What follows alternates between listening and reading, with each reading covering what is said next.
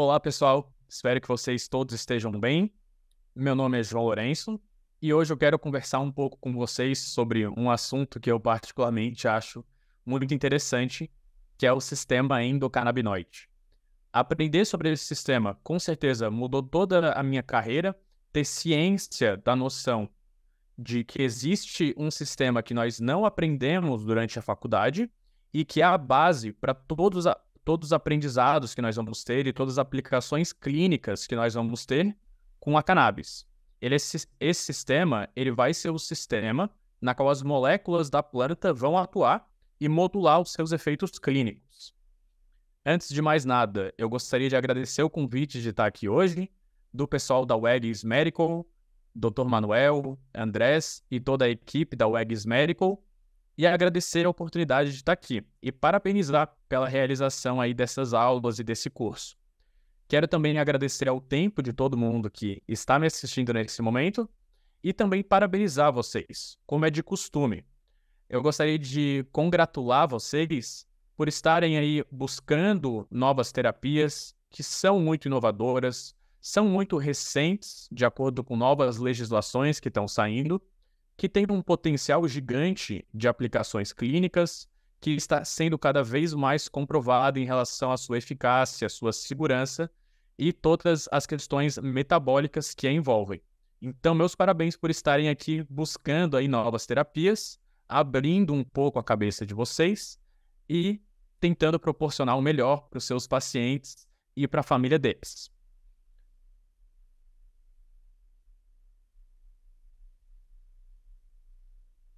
Então, eu gostaria de, primeiramente, fazer uma pequena introdução e falar com vocês um pouquinho sobre qual que foi a minha história aqui dentro da parte de canabinologia, dentro do estudo da planta cannabis e das aplicações clínicas dos seus extratos. Meu nome é João Lourenço, como eu mencionei. Eu sou um médico veterinário formado aqui no Brasil, na Universidade do Estado de Santa Catarina, no Centro de Ciências Agroveterinárias. Me formei no comecinho de 2020 e desde que eu entrei na faculdade, o meu foco sempre foi em pequenos animais, sempre foi em cães e gatos. Minha carreira com a cannabis começou um pouquinho antes da minha graduação, da minha formatura, na qual eu fui para os Estados Unidos, fui lá para Denver, no Colorado, aprender um pouquinho sobre cannabis no meu estágio final. Para a gente conseguir ter o nosso diploma de médico veterinário, o último semestre ele é um estágio, ele é uma parte prática que todos os alunos precisam realizar para conseguir obter o seu diploma.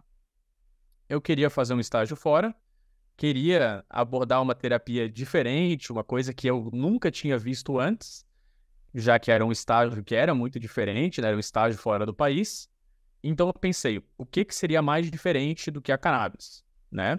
Era um assunto que me deixava muito nervoso por conta de preconceito, por conta de todo esse estigma em relação à planta, mas que depois que eu comecei a aprender sobre isso, e espero que isso aconteça com vocês, caso vocês estejam iniciando esse assunto agora, fazendo esse curso, que isso seja tão interessante para vocês como foi para mim.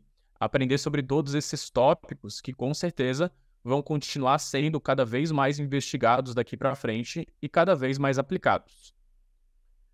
Esse meu estágio final eu fiz na empresa Veterinary Cannabis, onde eu passei 4 meses com a doutora Andrew, na qual eu pude aprender sobre todos os aspectos, todos os tópicos que englobam esse assunto.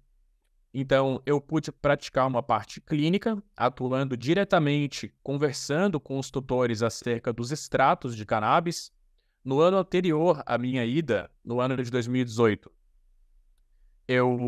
a cannabis ela foi regulamentada nos Estados Unidos, o cânhamo, na verdade, então medicações com uma quantidade maior de CBD, poucas quantidades de THC, e eu pude aplicar isso clinicamente nos meus pacientes e relatar 2 pacientes para minha banca para eu conseguir obter o meu diploma de médico veterinário. Pude participar de uma parte educativa, tanto com apresentações próprias, palestras minhas, e também fazendo palestras introdutórias, apresentações introdutórias para a doutora Casara Andrew. Pude realizar visitas técnicas, onde eu fui em empresas que realizavam o cultivo dessa planta, a extração das suas medicações ou dos seus suplementos. Dependendo de qual país a gente está falando, a nomenclatura vai ser um pouco diferente. Pude realizar essas visitas nessas empresas e também pude realizar visitas a laboratórios que testavam a qualidade e a segurança desses extratos. Pude também finalizar o curso denominado VCC, o curso de Veterinary Cannabis Counselor, né, o conselheiro veterinário canabinoide, na qual eu aprendi sobre todos esses tópicos que eu mencionei. O que é a planta, quais são as suas classificações internacionais, quais são as suas moléculas terapêuticas, moléculas de interesse médico. Pude aprender sobre o sistema endocannabinoide, que é o assunto que eu vou conversar com vocês hoje. Pude aprender sobre como ler um laudo laboratorial que vai comprovar a segurança e a eficácia desse extrato, né, as concentrações de suas moléculas, e como realizar aí essa conversa e essa administração para os pacientes da melhor forma possível. Desde então, eu trabalhei durante um pouco mais de um ano na parte clínica tradicional, digamos assim, tratando diretamente os pacientes com procedimentos tradicionais, medicações alopáticas, procedimentos cirúrgicos. E depois de um ano, um pouquinho mais de um ano, eu decidi focar somente na parte da cannabis, né? Então já atendia pacientes, obviamente, mas decidi então seguir para outros rumos. Então, eu lancei um livro, um e-book, que é chamado de Guia Inicial da Cannabis na Medicina Veterinária, disponível ali no Google Play Livros e na Amazon KDP. Lancei um curso em conjunto com o pessoal da rede Cannabis Medicinal Brasil, que é o curso de médico veterinário canabinologista, com todos esses tópicos que eu citei para vocês. E também pude realizar diversas apresentações em diversas semanas acadêmicas, em diversos eventos, sempre falando sobre as aplicações clínicas da cannabis, sobre o sistema endocannabinoide. Atualmente, eu atuo como o diretor médico da Veterinary Cannabis, fornecendo assessorias para profissionais veterinários que queiram ali trabalhar com a planta. Hoje eu faço meu mestrado na Universidade Federal de Santa Catarina, realizando pesquisas sobre cannabis na anestesia canina. Não posso compartilhar ainda os resultados da minha pesquisa, ela está sendo submetida em breve, mas nós tivemos resultados muito animadores. E eu tenho a minha empresa chamada Bliss, que é uma startup educativa que visa ensinar, agora em primeiro momento, médicos veterinários a trabalharem com essa planta.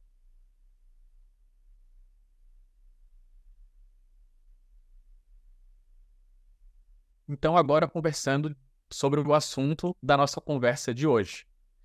Um assunto que provavelmente é o meu preferido de todos esses temas da cannabis, um assunto que é fundamental para todos nós começarmos a entender como que a cannabis vai agir no corpo dos animais.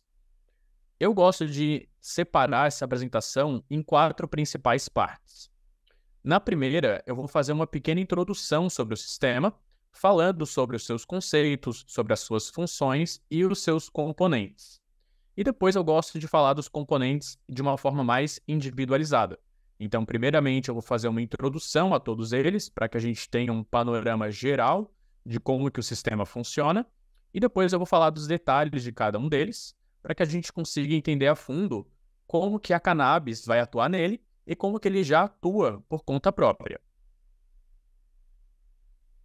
Então, assim, embora o sistema tenha o nome de sistema endocannabinoide, ele não precisa da cannabis para funcionar. Eu gosto muito de fazer uma analogia com receptores opioides.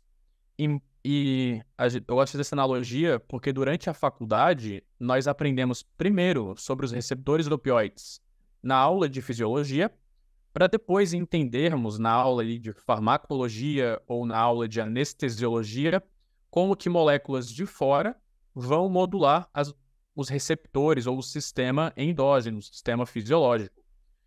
Tanto no caso do sistema opioide endógeno quanto do sistema endocannabinoide, o corpo não vai fabricar esse sistema e deixar ele vazio, deixar ele ocioso, deixar ele sem fazer nada, esperando com que moléculas de fora do corpo modulem ele. O corpo vai fabricar esse sistema, ou vai possuir esse sistema, porque esse sistema possui funções fisiológicas. Então, da mesma forma que num sistema opioide endógeno, nós temos moléculas endógenas, moléculas fisiológicas, como as endorfinas, por exemplo, que vão modular esse sistema, o sistema endocannabinoide funciona da mesma forma. Nós temos moléculas da planta, fitocannabinoides, que vão atuar nos receptores endógenos. Mas nós também temos os endocannabinoides, que são moléculas fisiológicas, moléculas produzidas de uma forma natural, que vão fazer funções fisiológicas que eu vou entrar em detalhes agora na sequência. Por denominação, pessoal, por classificação, conceito, o sistema endocannabinoide ele vai ser um sistema de sinalização celular lipídico endógeno. Endógeno, porque como eu mencionei, ele é um sistema natural, um sistema fisiológico. É um sistema lipídico, porque de uma forma geral, as moléculas que vão possuir ação nesse sistema são moléculas lipofílicas, moléculas hidrofóbicas, que vão se dissolver em azeites, em óleos, e é um sistema de sinalização celular. Ele vai modular essa comunicação do lado de fora da célula para dentro da célula, também de formas que eu vou descrever na sequência. De uma forma geral, o sistema endocannabinoide ele vai ser responsável por manter a homeostasia.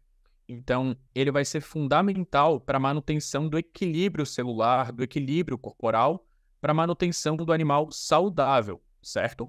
De um equilíbrio, digamos assim. Novamente, eu vou falar sobre as funções mais específicas um pouquinho mais para frente. Ele vai funcionar através da ligação dessas moléculas endógenas, os endocannabinoides, moléculas fabricadas naturalmente, nos receptores canabinoides que vão estar localizados em células específicas. Vários estudos eles apontam que esse sistema ele vai ser fundamental desde o nascimento, na verdade, desde o embrião até a morte do animal. E isso de todos os animais que possuem uma coluna vertebral, todos os vertebrados. A abreviação dele como ECS seria em inglês, do Endocannabinoid System, e também temos a abreviação como SEC, que seria o Sistema Endocannabinoide, tá bom? A existência desse sistema, ela é descrita a partir do filo dos cordados, tá? Então, os primeiros animais que começaram a desenvolver ali uma notocorda. Os fósseis de cordados, eles datam de até 500 milhões de anos atrás.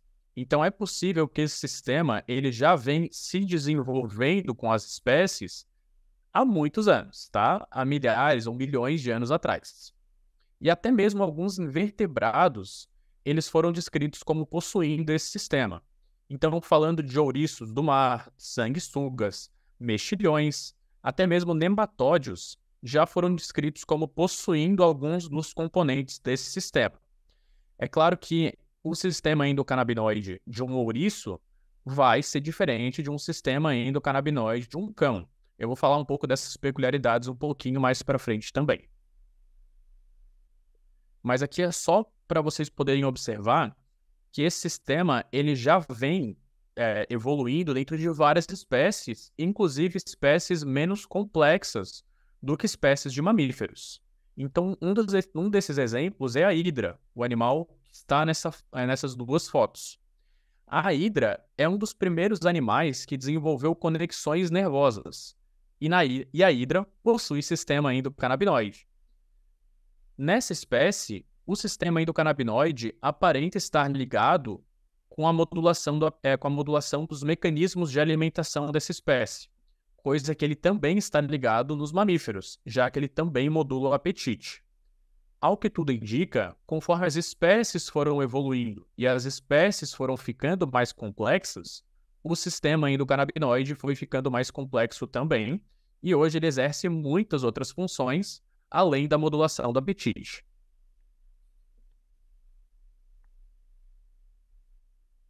Todas as células do corpo, elas podem ser afetadas pelo sistema, tanto de forma direta ou de forma indireta. É claro que algumas células vão ter uma atuação um pouco mais intensa por conta dessa ligação direta do sistema. Então, todos os vertebrados que nós estudamos até hoje possuem o sistema endocannabinoide. Dentro da classe dos mamíferos, tá? Aqui eu estou falando especificamente dos mamíferos, não falando dos nematóides, dos ouriços. Dentro da classe dos mamíferos, o sistema aparenta ter uma similaridade muito grande. Eu gosto de fazer uma analogia aqui com o coração. Todo coração de mamífero, não importa qual mamífero a gente estiver falando, ele vai possuir uma série de características em comum e vai possuir as mesmas funções. Então, pode ser um coração de um ratinho ou pode ser o coração de uma girafa. Ele vai possuir 4 câmaras ou 4 cavidades, 2 átrios e 2 ventrículos. Ele vai possuir a separação do sangue arterial e do sangue venoso. Ele vai possuir a função de bombear sangue. O sangue ele vai seguir sempre o mesmo sentido do átrio para o ventrículo. E é claro que falando do coração dessas duas espécies que eu estou utilizando como exemplo, existem algumas diferenças. O tamanho, obviamente, imagino que o tamanho do coração de uma girafa seja maior do que o roedor inteiro. Algumas questões de uma posição, um pouco do formato, mas as características do órgão e a função dele não vão mudar entre as espécies. A mesma coisa acontece com o sistema endocannabinoide, até onde a literatura nos indica hoje. Ele possui as mesmas funções, ele possui as mesmas características, embora algumas peculiaridades em relação à localização dos seus receptores, a quantidade de endocannabinoides que é produzida, isso pode acabar alterando entre as espécies. Algumas pesquisas mais específicas fazendo essas comparações ainda são necessárias para que a gente consiga entender. Esse sistema ele não foi encontrado em insetos e hoje ele permanece como o único neuroreceptor que os mamíferos têm que os insetos não vão possuir. Então, como eu mencionei, ele vai ser essencial para a manutenção da saúde, para a manutenção do equilíbrio celular, do equilíbrio corporal. Ele vai ser fundamental para a vida. Sem o sistema endocannabinoide, nós não teríamos saúde, nós não teríamos vida, na verdade. Então, ele está presente desde a concepção até a vida, até o final da vida do animal.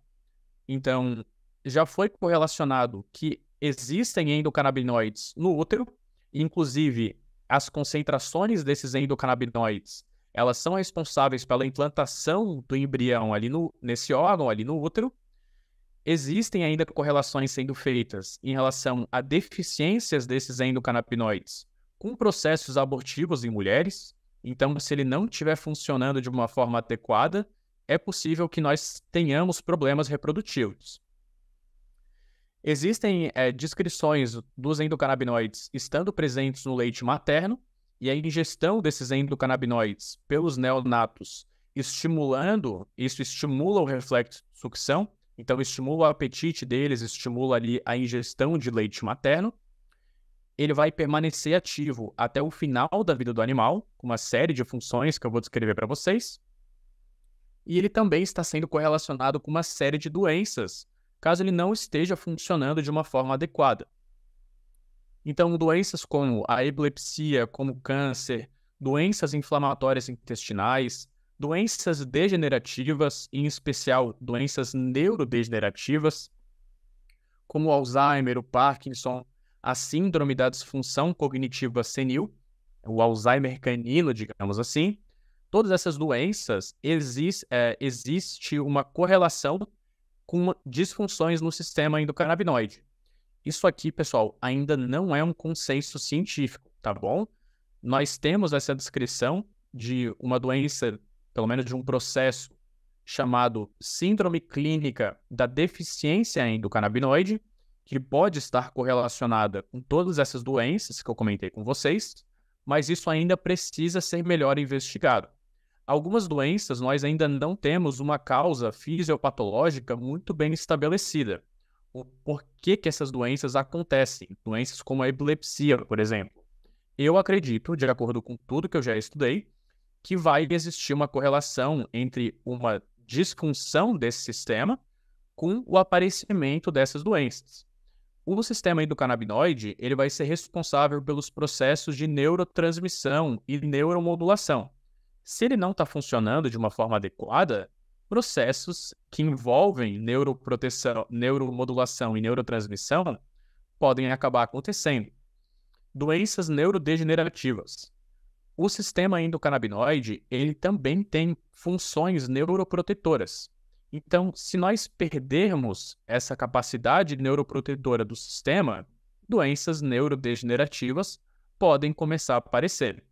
O sistema também tem funções imunomodulatórias. Novamente, eu vou descrever tudo isso para vocês mais para o final, de forma mais específica. Aqui é só dando uma pequena pincelada, uma pequena introdução, para vocês entenderem tudo que vai vir após. No caso de doenças neurodegenerativas, eu acredito que isso seja de uma forma crônica, porque o sistema não está exercendo a sua função neuroprotetora. Num caso de câncer, ele não está exercendo a sua função imunomodulatória. Ele não está modulando a apoptose, por exemplo, e isso pode acabar predispondo a processos oncológicos aparecerem nos animais. E, novamente, tudo isso tem que ser melhor pesquisado, mas existem diversos indícios desses processos acontecendo por conta dessa deficiência no sistema endocannabinoide. Então, esse é um slide que eu gosto muito, porque eu gosto de ser bem enfático em relação à importância de todos os profissionais da saúde aprenderem sobre tudo isso que eu estou conversando com vocês. Não importa, pessoal, todos os animais que vocês estão vendo nesse momento, inclusive esse que está apresentando, vão possuir um sistema endocannabinoide. Então, seja um elefante, uma girafa, um tigre, um leão, um cavalo, um cão, um gato, um papagaio, pode ser uma ave, pode ser um réptil, todos esses animais vão possuir um sistema endocannabinoide. Todos os animais que vocês já trataram, todos os animais que vocês irão tratar, possuem um sistema endocannabinoide. Eu espero que todos esses aprendizados, se vocês nunca ouviram falar sobre isso antes, assim como quando eu comecei nessa área, isso inspire vocês a divulgar esses conhecimentos. Que vocês conversem com seus colegas, com seus amigos, com a sua família, que vocês compartilhem isso para o mundo em relação à importância da gente ter uma consciência científica, uma consciência médica sobre esse sistema. Nós precisamos pesquisar sobre ele. Precisamos pesquisar sobre as suas influências em doenças e como que nós podemos modular ele para o tratamento delas. Aqui vale lembrar que não é somente a cannabis que modula o sistema endocannabinoide. Exercícios físicos estimulam o sistema endocannabinoide. Dieta vai modular ele também.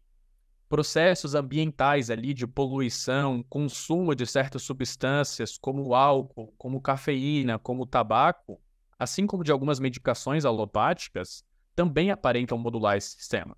Então, ele é intrínseco, ele é fundamental para a saúde e a gente precisa entender sobre ele um pouquinho melhor. Então, tenham em mente que todos os animais que vocês veem nessa foto, todos os vertebrados, vão possuir esse sistema. Lembrando que todos os vertebrados vão possuir esse sistema, ao que tudo indica, desde o seu momento embrionário, desde o seu desenvolvimento como embrião, passando pela infância, pela fase adulta, até a fase senil desse animal, até a fase idosa, esse sistema vai estar presente. E que está sendo correlacionado com uma série de doenças com a sua disfunção, e ele possui uma série de interações com medicações alopáticas que a gente já utiliza de uma forma rotineira. Então, vou falar isso mais para o final, mas medicações como anti-inflamatórios, opioides, glicocorticoides, anestésicos, aparentam modular o sistema endocannabinoide. Inclusive, algumas dessas medicações, isso nós não temos uma clareza científica, mas existem indícios de que alguns dos mecanismos dessas medicações podem ser, inclusive, por conta de uma modulação desse sistema. Inclusive, esse é um dos meus tópicos do meu mestrado, trabalhando com cannabis de anestesia.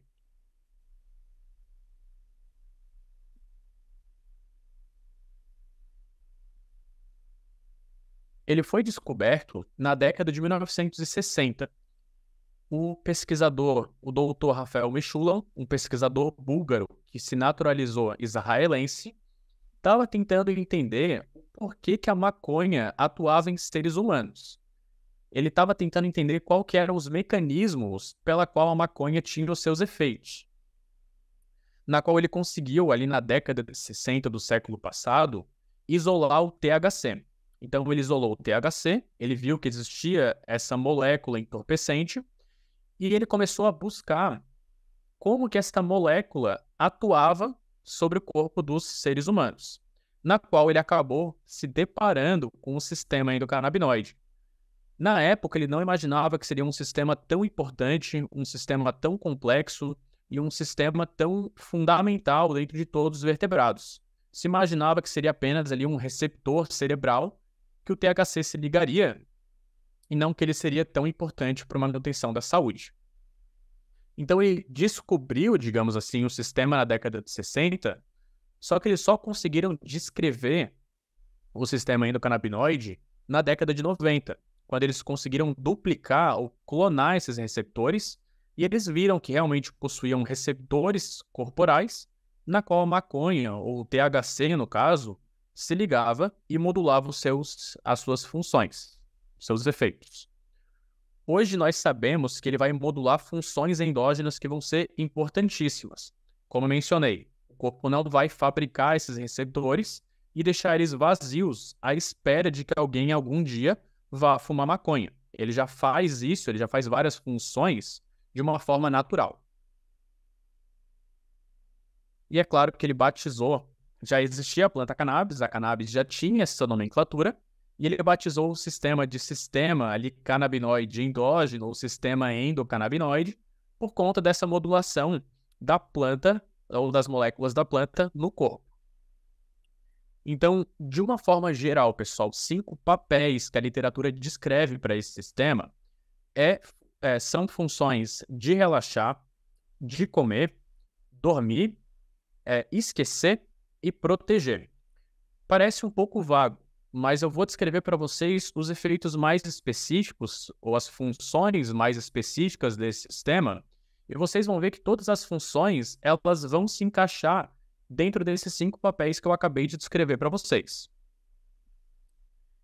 Então, nós temos o sistema endocannabinoide modulando o desenvolvimento embrionário e o desenvolvimento neurológico, modulando processos de plasticidade neurológica, então a capacidade que os nossos neurônios têm de aprender, de esquecer, de se adaptar ao seu ambiente, processos de neuroproteção, processos dolorosos, modulação do apetite, modulação do metabolismo celular, dos padrões de sono e das respostas emocionais, ainda entre outras funções.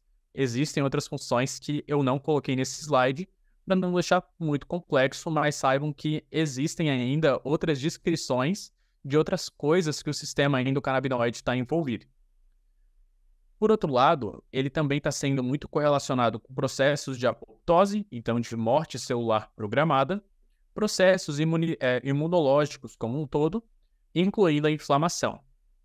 Vale lembrar que desde os anos 90, esse sistema tem sido estudado. Em um quesito científico, isso é muito recente.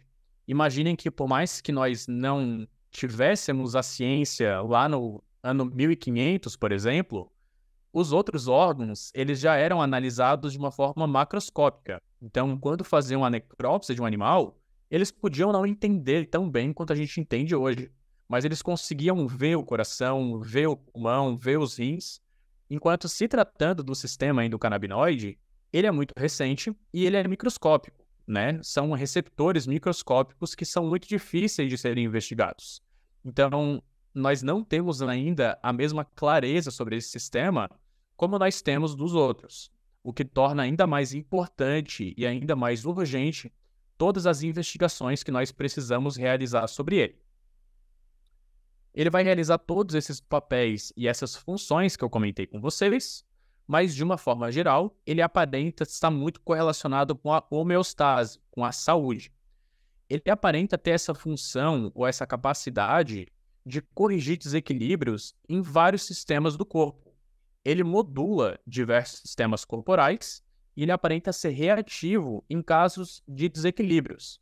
Então, se nós temos uma inflamação, se nós temos algum processo, por exemplo, um corte na pele, o sistema ali localizado na pele, ele vai ser reativo, ele vai se multiplicar tentando corrigir esse desequilíbrio. Aqui eu gosto de comparar muito ele como um nível de régua. Na verdade, aquela ferramenta utilizada por marceneiros, por exemplo, para ver se o móvel está num nível adequado. Ele consegue perceber quando existem desníveis, quando falta uma estimulação ou quando falta uma inibição, ele aparenta atuar para corrigir isso. Então, vão ser 3 componentes principais. Nós vamos ter os receptores canabinoides, nós vamos ter os endocannabinoides, que vão ser as moléculas que vão se ligar nesses receptores e modular as funções que eu descrevi, e nós vamos ter as enzimas envolvidas, tanto com a síntese, tanto com a fabricação, quanto com a destruição dos endocannabinoides. Então, aqui somente da introdução, eu vou entrar em mais detalhes depois. Os receptores canabinoides, eles vão ser receptores extracelulares. Então, eles vão estar localizados na membrana celular de algumas células específicas. Então, ele vai modular essa entrada dessa sinalização. De acordo com a literatura, esses receptores eles estão presentes em maior quantidade nos neurônios e nas células do sistema imune. Eles não estão localizados apenas nos receptores e células do sistema imune. Eles apenas estão em uma quantidade maior.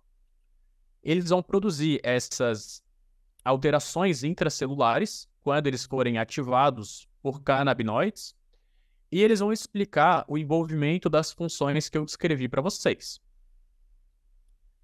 Então, os receptores CB1, eles estão em grande quantidade nos neurônios. Vocês podem ver que as funções que estão descritas na parte esquerda do slide, desenvolvimento neurológico, neuroproteção, plasticidade neurológica, modulação da dor que vai ser transmitida pelos neurônios, padrões de sono, respostas emocionais, todos esses vão ser processos modulados por neurônios pelo sistema nervoso central e periférico.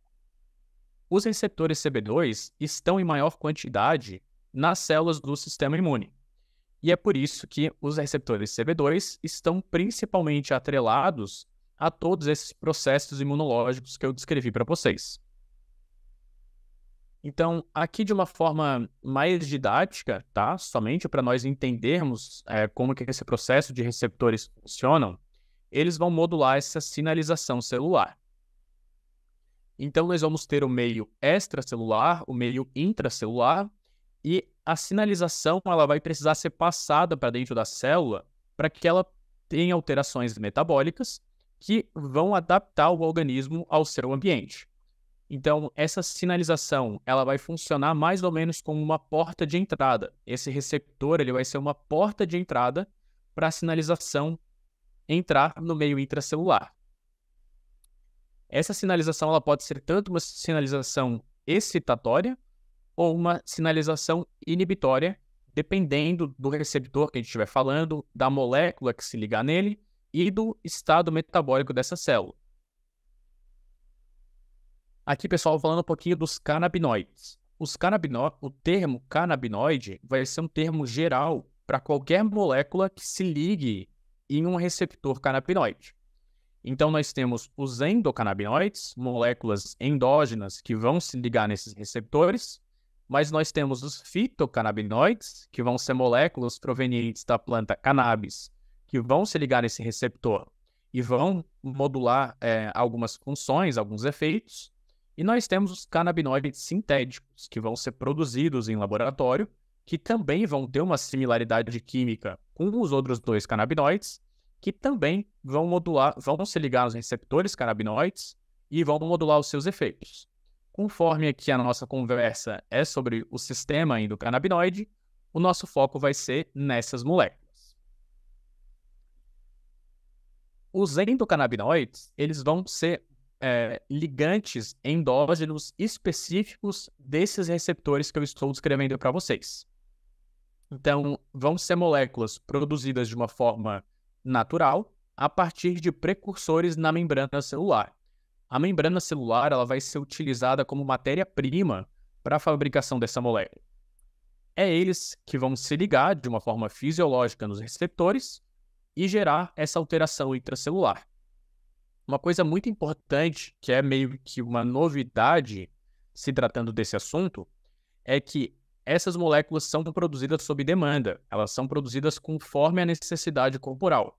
E elas são produzidas de uma forma muito rápida e elas vão ser degradadas também de uma forma muito rápida, o que permite um controle mais sensível, mais delicado das suas concentrações, mas que também acaba dificultando um pouco essas pesquisas, já que é uma janela de tempo muito curta que nós temos para conseguir analisar essas moléculas, suas concentrações.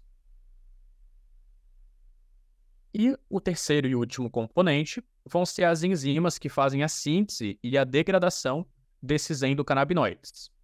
São essas enzimas que vão ditar a quantidade de endocannabinoides que vão ser produzidas e a quantidade de tempo que eles vão permanecer no corpo. Eles podem fabricar mais ou menos endocannabinoides e eles podem degradar essas moléculas de uma forma mais rápida ou mais lenta, dependendo das suas concentrações, das suas quantidades de enzimas e também do seu nível de atividade. Essas enzimas, elas também são moduladas por fitocannabinoides, eu vou falar isso um pouquinho mais para o final, e essas enzimas, elas também aparentam ser moduladas por algumas medicações alopáticas que a gente já utiliza de uma forma rotineira. Novamente, eu vou explicar tudo isso um pouquinho mais para o final, quando eu entrar em detalhes, tá? É muito importante que a gente entenda como que essas três peças, como que esses três componentes, eles vão se relacionar entre si. Porque a proporção entre todos eles vai nos ditar o tônus do sistema endocannabinoide. Esse tônus, pessoal, ele é individual, ele varia entre os indivíduos e ele também varia dentro dos indivíduos. Ao que tudo indica, essa proporção ela muda ao longo da vida. Então, por exemplo, filhotes, essa pesquisa foi feita em cães, filhotes aparentam possuir mais endocannabinoides do que cães adultos ou cães idosos. Então, esse tônus ele vai mudar ao longo da vida. E ele também vai mudar entre os indivíduos. Existem indivíduos que vão possuir, às vezes, mais receptores do que outros, e também muda ao longo, em torno das espécies. Isso é uma coisa que a gente ainda precisa avaliar, essas peculiaridades, qual espécie que produz mais receptores ou menos receptores, se produz receptores em locais cerebrais diferentes. Então, isso tudo tem que ser um pouco melhor pesquisado. Mas saibam que existe um tônus, existe uma proporção entre esses componentes e que isso pode mudar com a administração de medicações alopáticas ou com mudanças do estilo de vida. É esse tônus, pelo menos essa explicação mais atual que nós temos, que vai explicar diferentes reações às terapias com cannabis. Por que alguns animais vão responder tão bem e outros não vão ter uma resposta tão adequada? Isso possivelmente é por conta do tônus do sistema endocannabinoide. Se esse animal ele possui mais receptores ou ele possui mais endocannabinoides, muitas vezes ele vai responder melhor do que um animal que não tenha, porque ele vai possuir mais receptores para as moléculas provenientes da cannabis se ligarem. Então, isso é a explicação mais atual que nós temos para essa diferença entre essas reações dos animais, mas isso ainda carece de um pouquinho mais explicações, tá? Especialmente em diferenças entre os indivíduos e diferenças entre as espécies. Esse tônus ele é composto por duas sinalizações. Nós temos a sinalização tônica e nós temos a sinalização fásica. A sinalização tônica vão ser os níveis basais, os níveis naturais, digamos assim, os níveis de um sistema endocannabinoide desativado. Enquanto nós temos a sinalização fásica, que vai ser a resposta desse sistema de acordo com algum distúrbio. Então, imaginem que o tônus do sistema endocannabinoide ele vai estar no meio dessas duas sinalizações. Nós temos a tônica, a sinalização basal, o sistema desativado, digamos assim, ou o sistema no seu nível mais baixo, e nós temos a sinalização fásica, que é esse sistema sendo ativado ou sendo reativo a algum tipo de desequilíbrio. E aqui, só para deixar um pouquinho mais difícil, um pouquinho mais complexo, nós ainda temos o endocannabinoidoma, ou o sistema endocannabinoide expandido. São componentes que eu não descrevi para vocês, eles não são componentes específicos do sistema endocannabinoide, mas que de alguma forma eles ajudam a modular suas funções, os seus efeitos, ou acabam sendo afetados pelo sistema endocannabinoide clássico, tá? Isso aqui carece de mais pesquisas. Saibam que existem alguns outros receptores, algumas outras moléculas que vão modular o sistema endocannabinoide ou vão ser moduladas por eles, mas que não são específicas desse sistema. Então, receptores órfãos, vou comentar sobre alguns com vocês.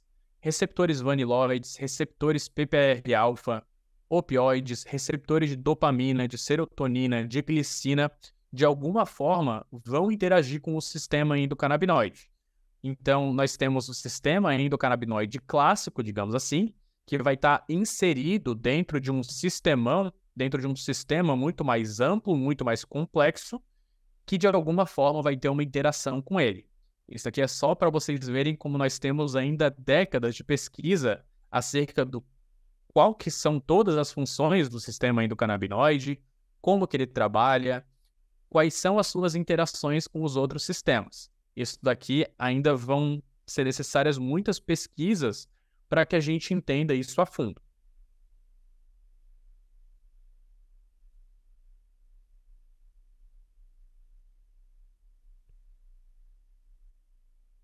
Então aqui a gente chegou ao fim da introdução. Agora eu quero falar dos mecanismos específicos de cada um dos componentes para vocês. Agora falando sobre os receptores canabinoides em específico.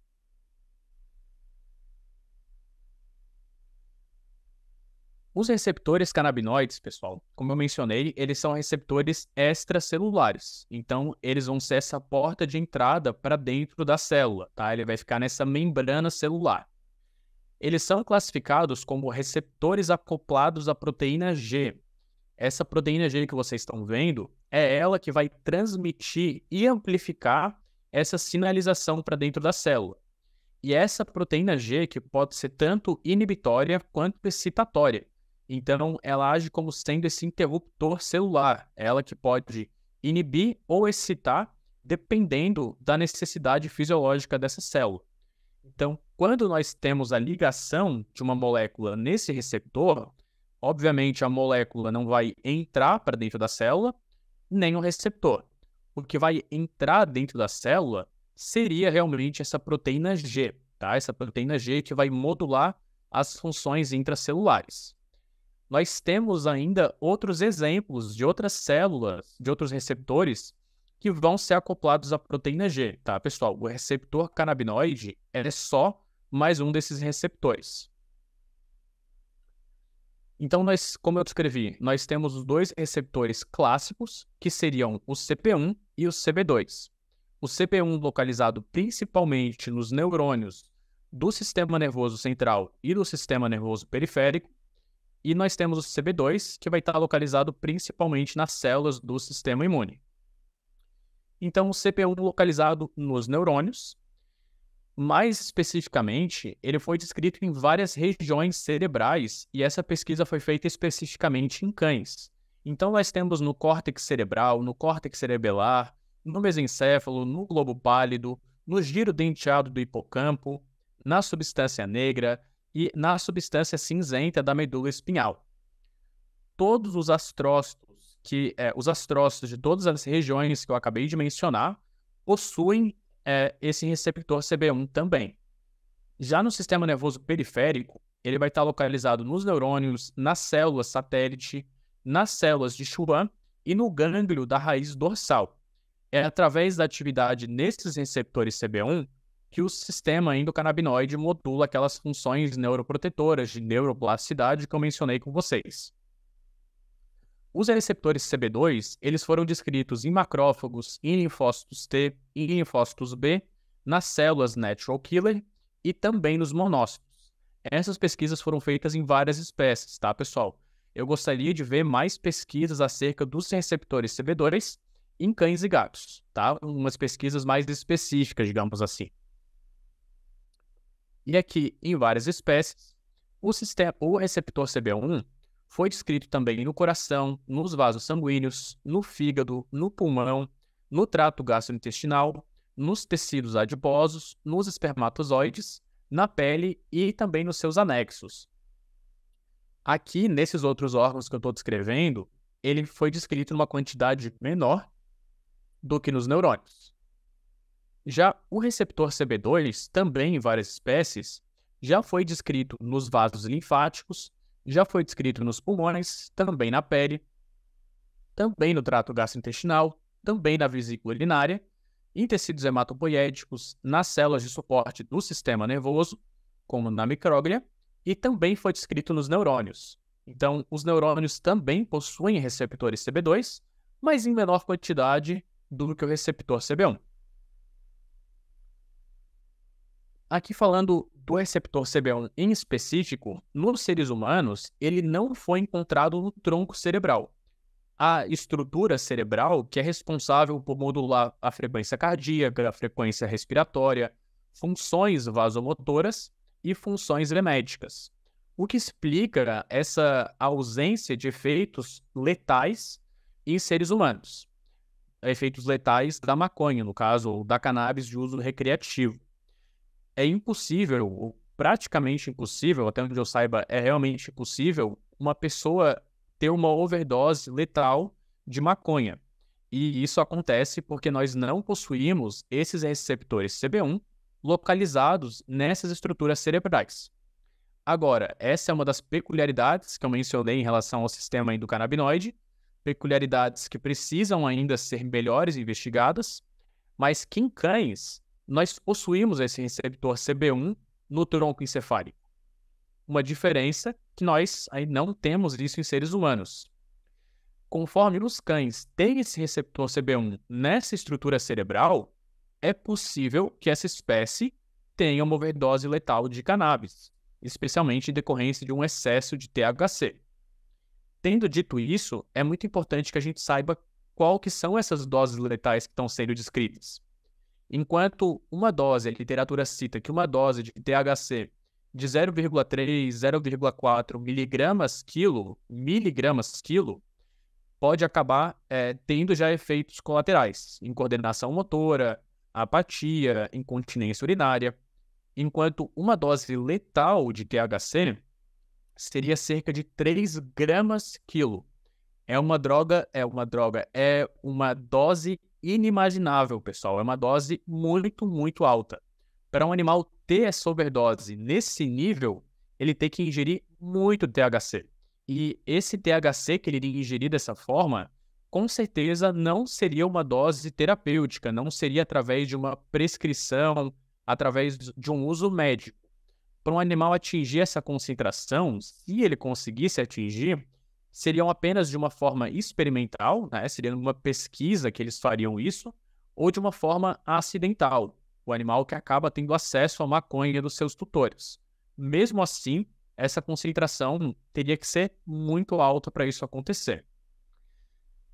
Tendo dito isso, todos os outros efeitos clínicos da cannabis, os efeitos clínicos em seres humanos e os efeitos clínicos em cães, aparentam ser extremamente similares. Então, os efeitos analgésicos, anti-inflamatórios, estimulantes do apetite, efeitos antiepiléticos, tudo isso aparenta ser muito similar entre essas duas espécies. Aqui eu gosto de comentar em relação a essa diferença do sistema e que isso ainda tem que ser um pouquinho melhor explorado, não somente em cães, mas em todas as espécies, para avaliar e encontrar quais são essas peculiaridades.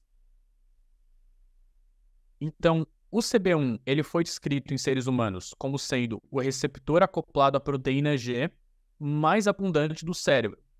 Temos outros exemplos de receptores GPCR, né, que seria a abreviação desses receptores acoplados à proteína G. Outros exemplos seriam receptores opioides, receptores muscarínicos, colinérgicos e alfa-adrenérgicos. Então, em seres humanos, nós possuímos mais receptores canabinoides no cérebro do que receptores opioides. Essa comparação eu nunca vi sendo realizada na veterinária, mas também acho interessante dessas pesquisas serem realizadas.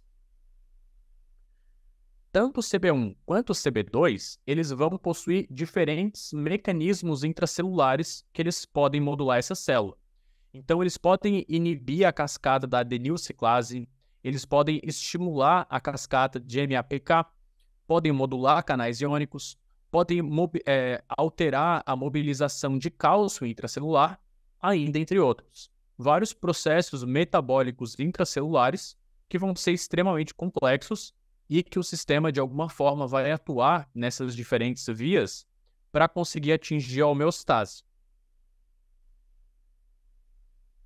Uma coisa que eu acho muito interessante que eu mencionei do sistema C reativo é que esses dois receptores eles vão ter expressão variável, eles vão ter uma quantidade variável dependendo da necessidade fisiológica e do estado metabólico dessa célula. Isso vai alterar o sítio de ação, ou pelo menos a quantidade de locais que as moléculas vão ter para se ligar. Quanto mais receptores nós tivermos numa região ou em alguma estrutura, maior vai ser a quantidade de locais que os endocannabinoides ou que os fitocannabinoides vão ter para se ligar e modular os seus efeitos. E, continuando sobre o sistema CB1, uma coisa muito interessante sobre ele é que ele não está localizado nos neurônios pós-sinápticos como todos os outros receptores. Ele está localizado no neurônio pré-sináptico. É ele quem recebe a sinalização e modula a liberação de neurotransmissores. E eu vou explicar tudo isso agora nos próximos slides. Essa foto que vocês estão observando no slide, todo pontinho verde que vocês estão vendo é um receptor CB1 corado no cérebro de um camundongo. Então, cada mini pontinho que compõe toda essa figura são receptores canabinoides. Para eu poder falar um pouco desse funcionamento do CB1, eu preciso relembrar um pouquinho sobre a neurotransmissão tradicional, digamos assim, a neurotransmissão que a gente aprende durante a graduação.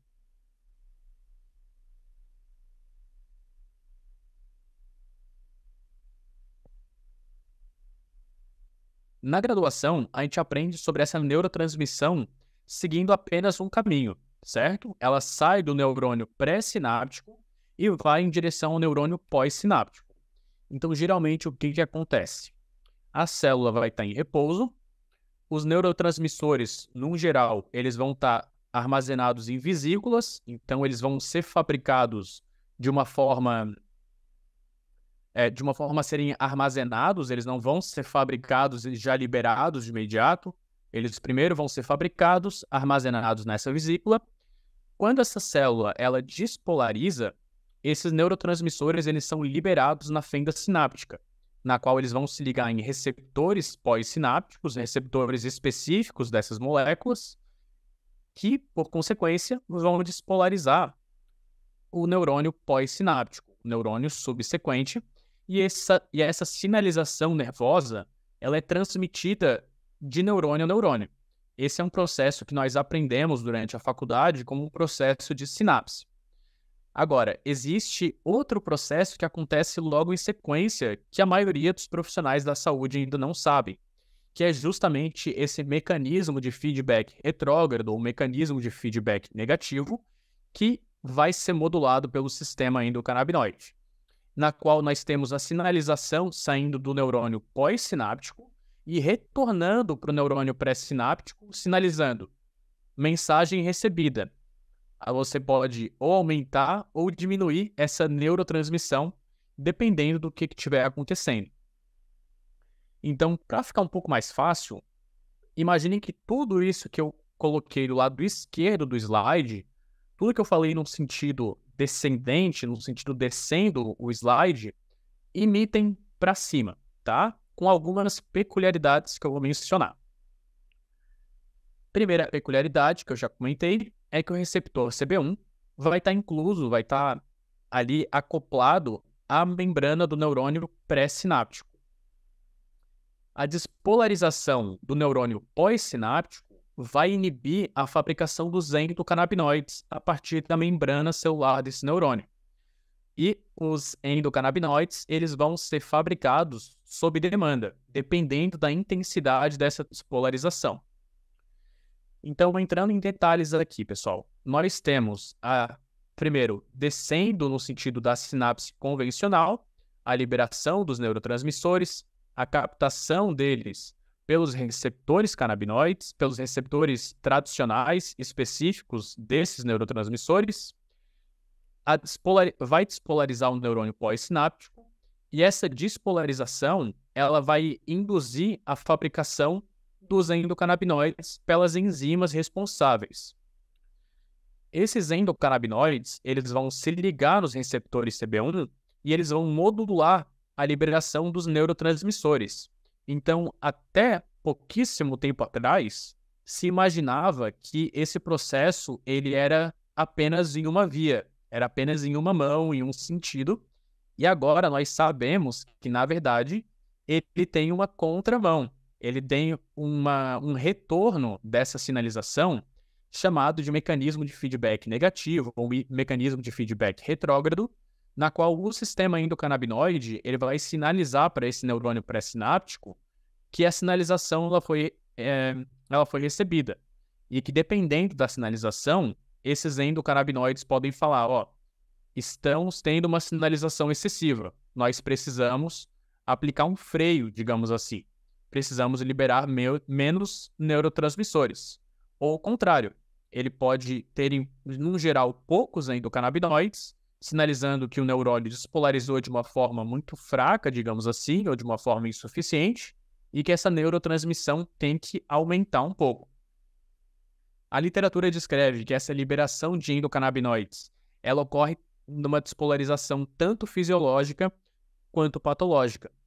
Quando eu penso sobre esse mecanismo e sobre os receptores CB1 e todo esse mecanismo de retorno dessa sinalização, a primeira coisa que eu penso é num processo de epilepsia, que eu comentei com vocês no começo, que nós não temos ainda uma clareza muito grande em relação ao processo de epilepsia idiopática, por exemplo.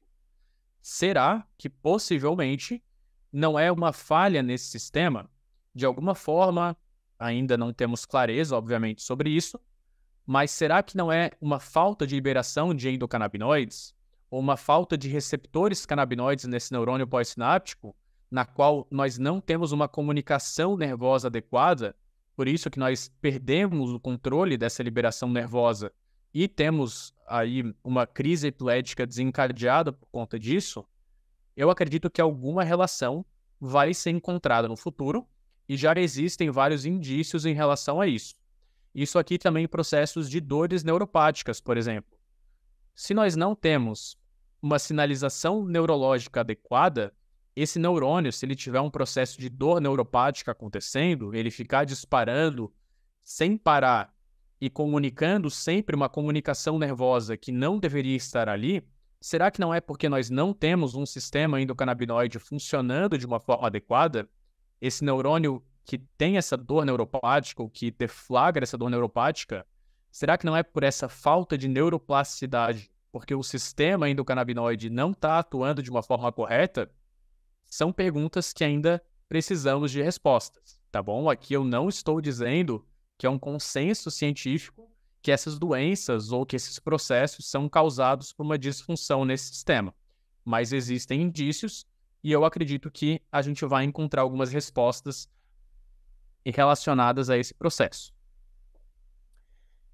E aqui, dando alguns spoilers para vocês vão aprender sobre tudo isso também com outros professores que vão falar sobre a planta cannabis, mas a planta cannabis vai produzir fitocannabinoides que vão ter ação nesses receptores. É por isso que a planta produz moléculas que vão ter efeitos analgésicos, efeitos neuroprotetores, porque esses mesmos canabinoides provenientes da planta vão ter ação direta e ação indireta nesses neurônios.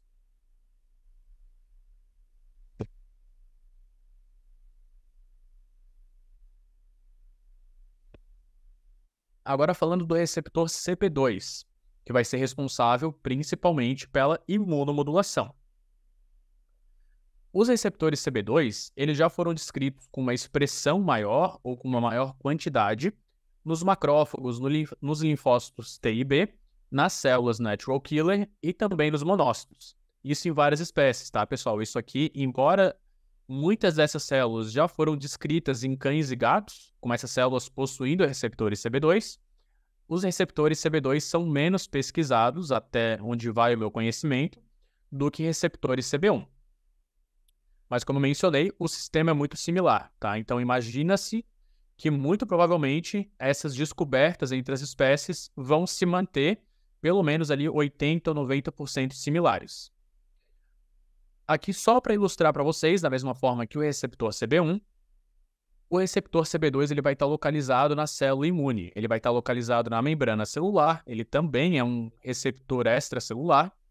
Ele vai estar localizado aí na membrana celular, vai ser modulado por endocannabinoides ou por fitocannabinoides, que vão se ligar nele, vão liberar essa proteína G e vão aí alterar essa sinalização celular.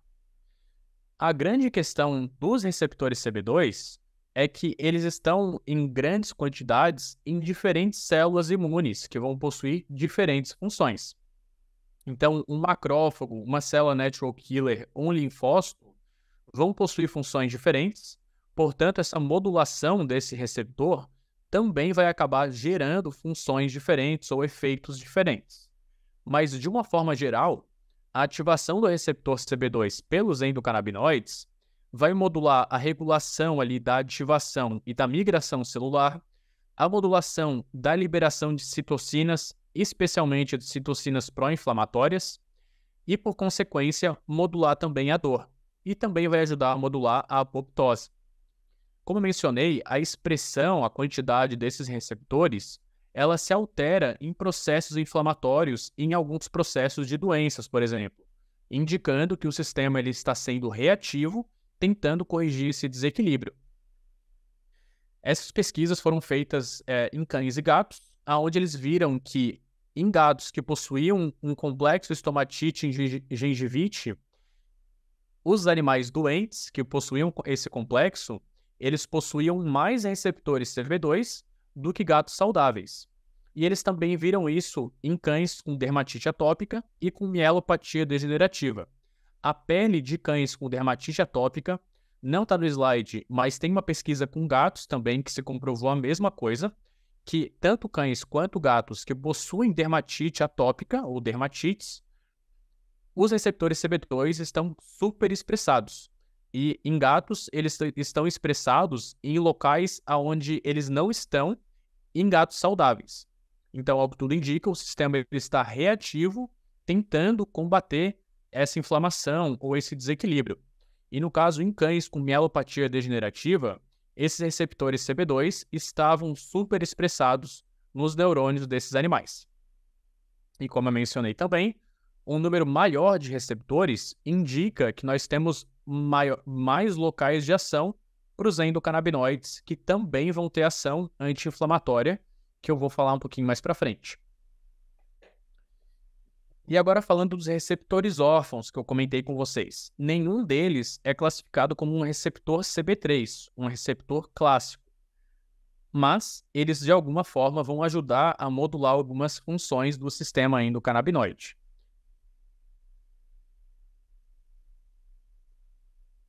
Esses receptores órfãos, eles vão fazer parte daquele sistema endocannabinoide expandido ou sistema endocannabinoidoma, e eles não são classificados como receptores clássicos por causa do que eles denominam como uma promiscuidade dos ligands. Então, eles são ativados por diferentes moléculas. Várias moléculas vão atuar nesses receptores. Por isso que eles não são classificados como receptores clássicos. Alguns exemplos que nós temos os receptores são os receptores GPR55, GPR18, GPR3, GPR12, GPR9 e por aí vai. Existem ainda outros. Eu vou descrever para vocês o 55 e o 18, que nós temos um pouco mais de pesquisa sobre eles. O GPR55, ele vai estar localizado principalmente no sistema nervoso, muitas vezes em comum com os receptores clássicos. Eu não vou nem tentar ler para vocês essa palavra, eu só sei que ela é abreviada como LBI, essa L-alfa lisofosfatidilinositol, essa palavra bem complicada, é um dos ligantes desse receptor GPR55. Só que outras moléculas já foram descritas como possuindo ação nele. Então, como ele tem essa promiscuidade, ele não é classificado como receptor CB3. Mas existem diversos processos patológicos, metabólicos e fisiológicos que são correlacionados com ele. Então, processos cancerígenos, processos dolorosos, transtornos metabólicos, nesse caso a diabetes, e alguns processos fisiológicos como função vascular, fisiologia óssea e coordenação motora são correlacionados com esses receptores. Vale lembrar que os receptores órfãos, eles são menos pesquisados do que os receptores clássicos. E também eles talvez sejam um pouco mais complexos por conta dessa modulação diferenciada que eles têm. O GPR18 está correlacionado com outros processos diferentes do 55. Então, ele já foi descrito em tecidos linfóides, nos pulmões, no cérebro, no baço, nos testículos e nos ovários. Já se descreveu a sua relação com pressão intraocular, com câncer e com transtornos metabólicos, que nesse caso também era diabetes. O GPR18 aparenta ter uma função neuroprotetora, já que ele auxilia na proliferação e na migração direcionada da micróglia, que seria a primeira linha de defesa do sistema nervoso central, e a N-araquidonilglicina já foi descrita como sendo um ligante endógeno desse receptor, mas isso ainda é uma coisa que precisa ser comprovada. Então entendam que é um assunto muito complexo, né, pessoal? Existem ainda muitas pesquisas que a gente tem que fazer sobre esses receptores e como que todos eles vão interagir entre si. E agora falando um pouquinho sobre os canabinoides e sobre as enzimas que fazem a síntese e a degradação deles.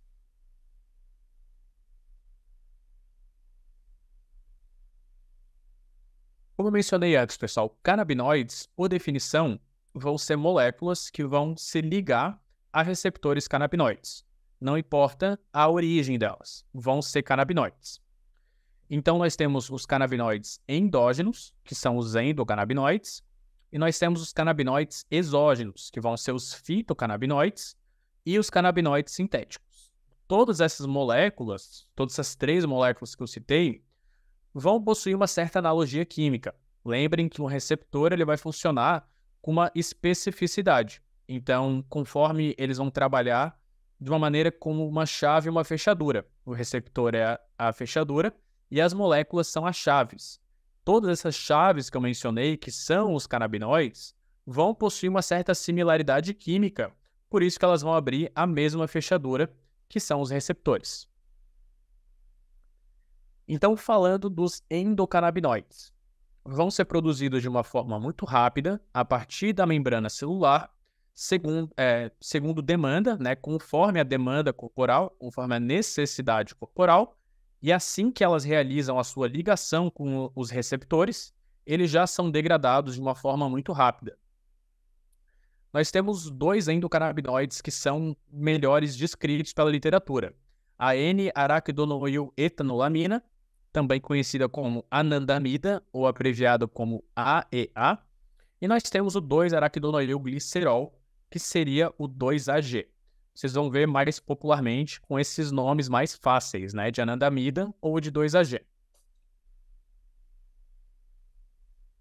Então aqui nós temos, pessoal, ainda outros 3 que estão sendo pesquisados. Nós temos a N-araquidonoildopamina, que seria abreviado como NADA. Nós temos o 2-araquidonoileterglicerol, também abreviado como 2-AGE.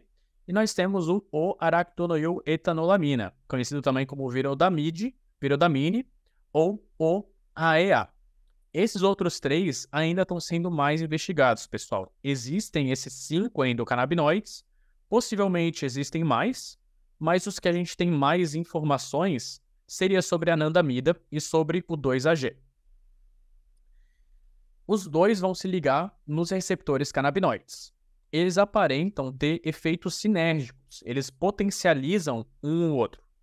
E mudanças nesses níveis dessas moléculas, como eu mencionei, já foi correlacionado com uma série de doenças, tanto em seres humanos quanto em animais não humanos.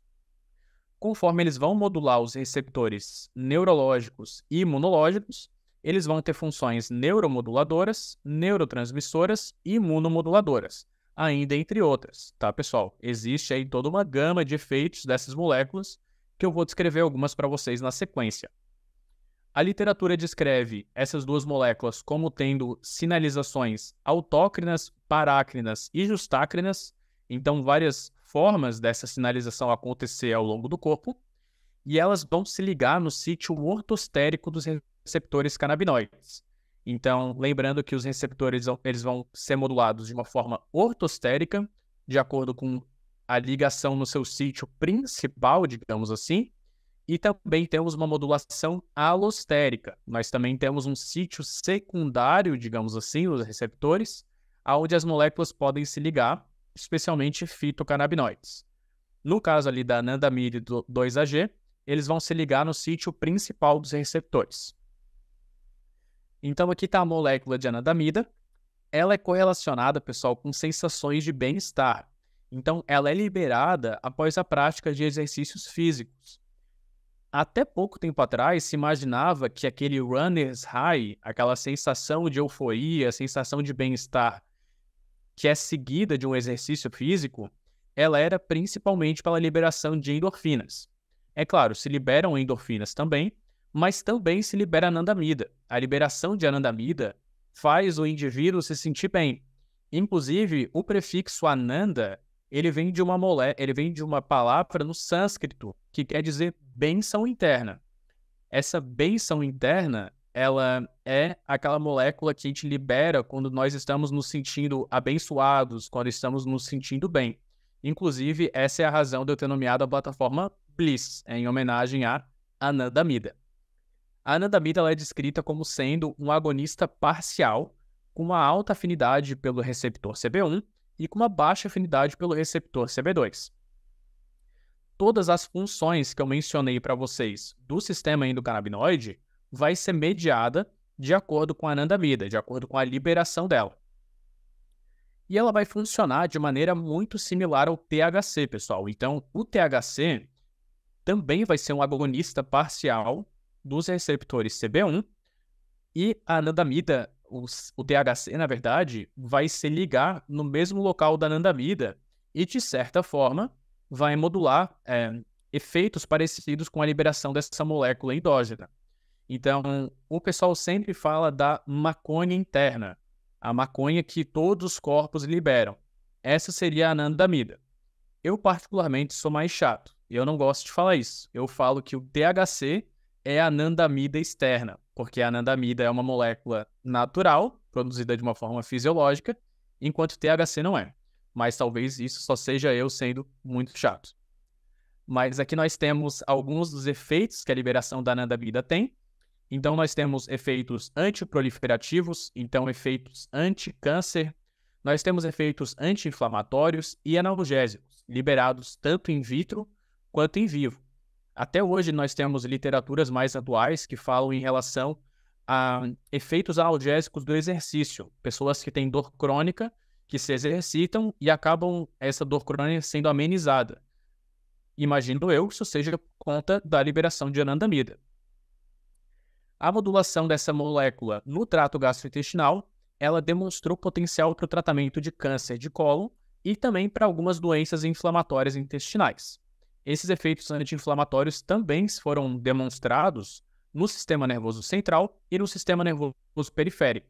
Essa molécula aparenta reduzir a pressão arterial e também a frequência cardíaca, efeitos mais relaxantes, digamos assim. Então, a anandamida, ela é um regulador anabólico, então ela estimula ou ela aumenta a ingestão de alimentos, ela aumenta a lipogênese e ela diminui o gasto energético.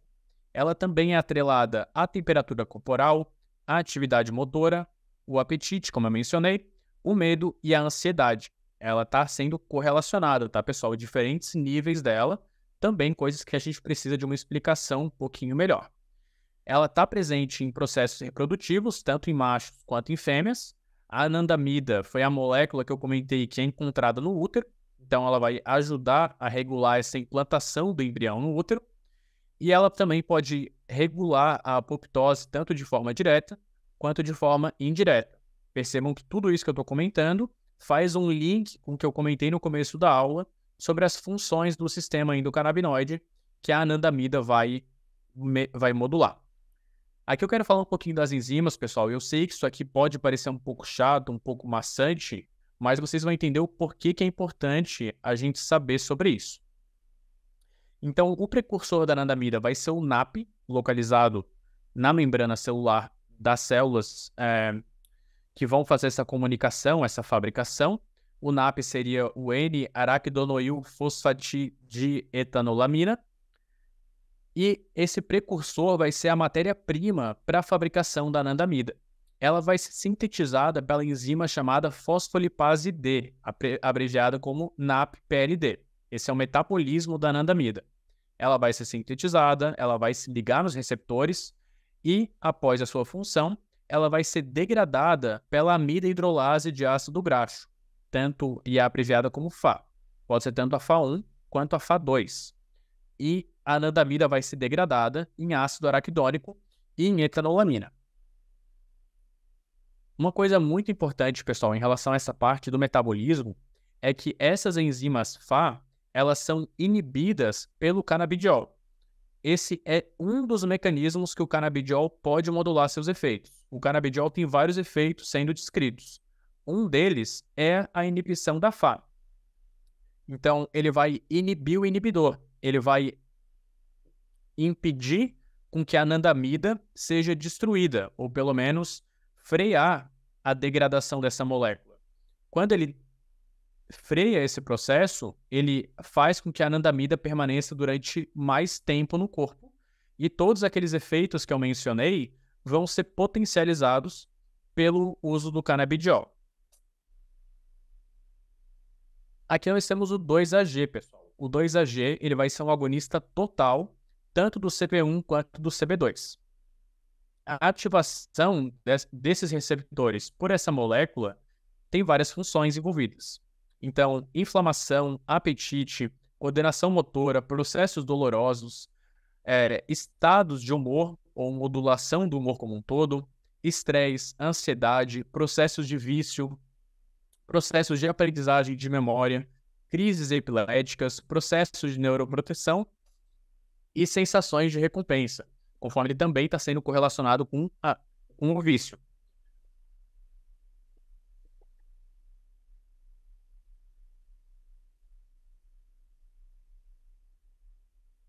Então, o 2-AG ele vai ser agonista dos receptores CB1 e CB2.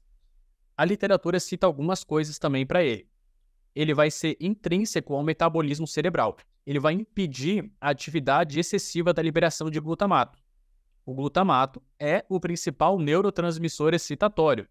Se nós temos um excesso de glutamato, ou tanto como causa como consequência de um processo epilético, por exemplo, será que uma falta de liberação desse 2-AG não pode estar correlacionado com processos epiléticos também?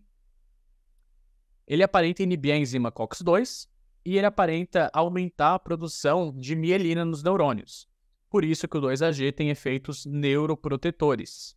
Por isso que aumentar a concentração de 2-AG pode ser interessante para frear o avanço de doenças neurodegenerativas ou doenças que envolvam ali uma alta degradação, uma falta de fabricação de mielina nos neurônios. Também aparenta ter efeitos antitumorais, também aparenta reduzir a proliferação, a migração e a invasão dessas células tumorais. Falando um pouco da síntese do 2-AG, ele vai ser sintetizado a partir do ácido araquidônico.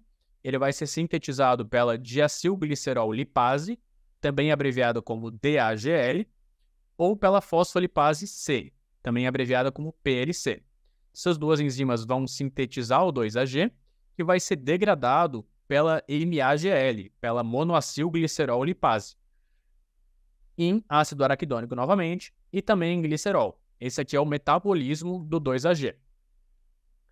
E talvez pareça ser um pouco complexo no início falar sobre essas duas moléculas, saibam que, na verdade, é muito mais complexo do que eu estou descrevendo para vocês. Existe uma série de processos que o 2-AG e a anandamida vão passar para se tornarem essas moléculas, para serem sintetizadas, para serem degradadas. Mas esses dois processos que eu mencionei, eles são responsáveis, até onde eu já tenha lido, por cerca de 80% da fabricação dessas duas moléculas. Existem várias vias metabólicas pela qual essas moléculas podem ser sintetizadas. A literatura cita que essas várias rotas metabólicas, elas só demonstram a importância dessas duas moléculas. Quando eles falam que existe uma redundância, quando existem vários caminhos para a fabricação de uma molécula, isso só demonstra como essa molécula é fundamental para o corpo. O corpo ele não pode ficar sem 2-AG, ele não pode ficar sem anandamida. Então, ele tem várias vias metabólicas para caso alguma delas falhe, ele tenha outras cartas na manga para poder suprir a fabricação dessa molécula para que ela tenha seus efeitos. Então, eu sei que parece complexo, e realmente é, mas saibam que é realmente mais complexo do que tudo isso que eu estou comentando com vocês, tá bom? E que saibam que isso é muito complexo justamente pela necessidade que o corpo tem dessas duas moléculas. A gente não pode ficar sem elas de jeito nenhum. Então agora, recapitulando tudo, pessoal, assim, só para fazer um panorama geral de o que eu gostaria que vocês saíssem dessa aula sabendo, tá? Eu sei que são vários detalhes, são várias moléculas, vários receptores, várias funções. Eu espero que esteja ficando claro para vocês, mas algumas coisas principais eu vou recapitular para que vocês firmem bem na cabeça de vocês o que é importante da gente saber. Talvez vocês não tenham interesse em saber em detalhes sobre o sistema endocannabinoide, talvez não tenham o mesmo interesse que eu tive. Mas trabalhando com cannabis, algumas das peças principais que eu mencionei são importantes de vocês saberem, porque, como eu mencionei, essa vai ser a base para os conhecimentos de cannabis, para a gente entender como que as moléculas da planta vão atuar sobre o corpo dos animais. Então, aqui nós temos os receptores, os endocannabinoides e as enzimas envolvidas na sua síntese e na sua degradação, os três componentes do sistema endocannabinoide clássico.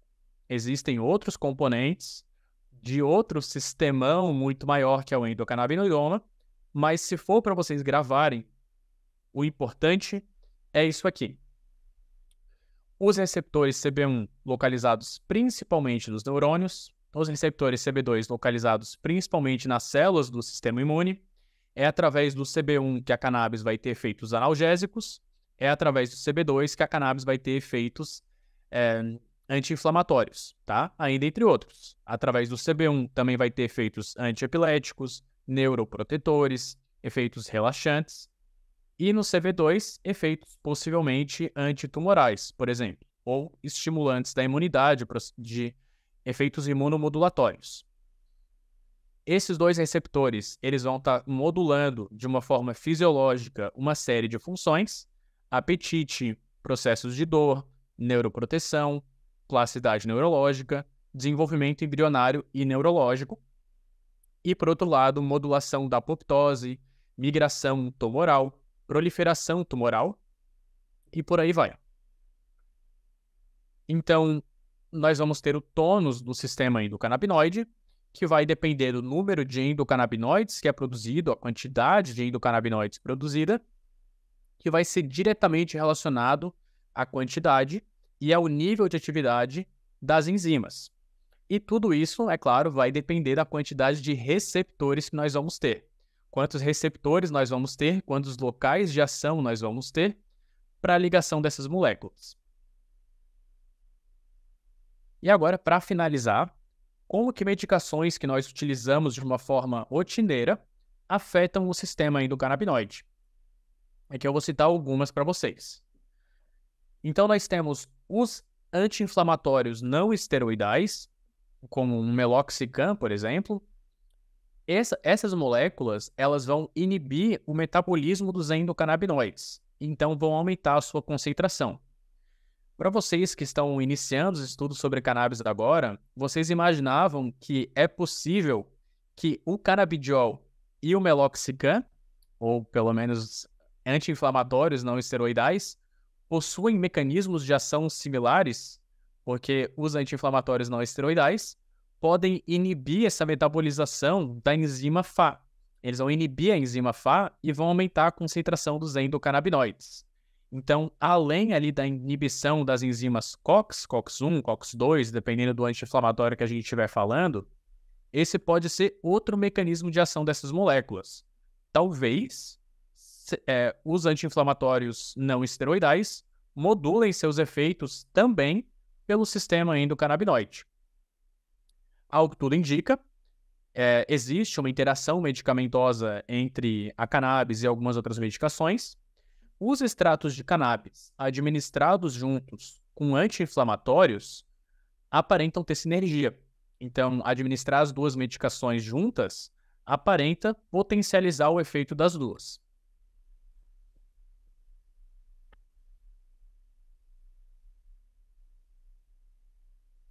Falando de glicocorticoides, pessoal. A administração de glicocorticoides e de opioides aparenta aumentar, num período inicial, a expressão dos receptores canabinoides, então a quantidade de receptores canabinoides, e também as concentrações de endocannabinoides. Então, a administração inicial dos glicocorticoides aparenta estimular o sistema endocannabinoide como um todo. Só que o uso crônico dessas medicações aparenta fazer o contrário. Usar um glicocorticoide de uma forma crônica diminui os receptores e diminui os endocannabinoides. Talvez, aqui novamente são suposições, tá? Não são coisas comprovadas, são coisas que têm que ser pesquisadas, mas será que esses efeitos colaterais dessa medicação não são potencializados pela inibição do sistema endocannabinoide? Porque nós vamos ter menos receptores e nós vamos ter menos endocannabinoides. Isso vai ser prejudicial para o sistema endocannabinoide. Será que essa inibição do sistema não está correlacionada com esses efeitos colaterais? Eu acho que sim. Eu acho que isso é bem possível. E eu também acho possível, além dos glicocorticoides, pessoal, a mesma coisa que eu comentei para os glicocorticoides também vale para opioides, tá? Essa melhora inicial e essa piora no uso crônico. E eu acredito que possivelmente a administração aguda, a administração inicial dessas duas medicações vai justamente ter efeitos benéficos para os pacientes. Aquele paciente, existe uma brincadeira aqui no Brasil que existe muito corticoide que às vezes acaba tirando o bicho, o animal ali da cova, né? Animais que estão muito mal, que recebem o corticoide e acabam tendo uma melhora espontânea durante pouco tempo, porque logo depois de pouco tempo dessas moléculas sendo administradas, nós temos efeitos colaterais. Será que essa melhora inicial do paciente não é porque nós temos mais receptores e mais endocannabinoides funcionando? Possivelmente, tá? Isso aqui não é uma coisa que tenha comprovação científica, isso aqui é uma coisa que está começando a ser pesquisada há muito pouco tempo, mas eu acredito que sim, eu acho que faz sentido e eu estou ansioso para ver as próximas pesquisas que vão sair, dizendo realmente qual que é o nível dessa interação e o quanto que essa interação com o sistema endocannabinoide é responsável por esses mecanismos e por esses efeitos. De uma forma geral, eu menciono em relação aos efeitos colaterais dos glicocorticoides e dos opioides a longo prazo, porque eles vão inibir o sistema endocannabinoide. O que acontece quando nós inibimos esse sistema? Antagonistas canabinoides já foram comercializados, pessoal. Já foi correlacionado processos ali, pessoas e animais obesos com um sistema endocannabinoide super expressado. Então, o sistema modula o apetite, conforme nós temos um super sistema endocannabinoide, essas pessoas e esses animais acabaram se tornando obesos, né, pelo excesso ali da ingestão de alimentos.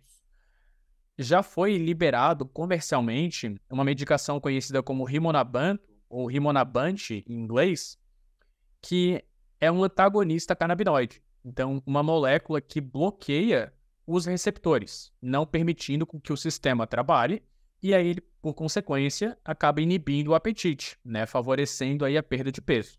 E, de fato, essas pessoas que estavam tomando essa medicação não tinham apetite. Mas existem outros efeitos colaterais gravíssimos que fizeram com que essa medicação fosse proibida. Então, efeitos como psicose, depressão, idealização suicida eram efeitos colaterais que foram descritos para esse antagonista canabinoide. Então, inibir um sistema que está sendo muito atrelado à saúde não é interessante.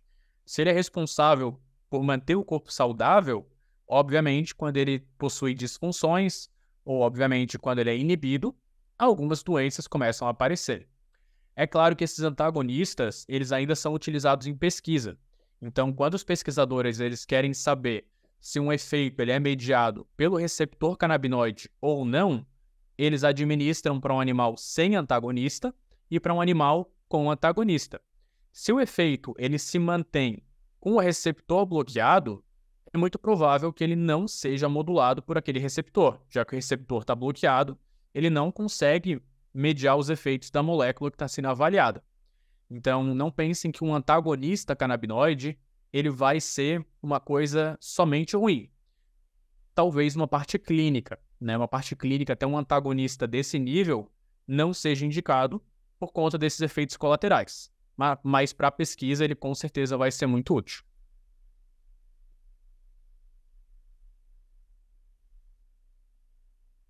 Então, era isso que eu gostaria de conversar com vocês, pessoal.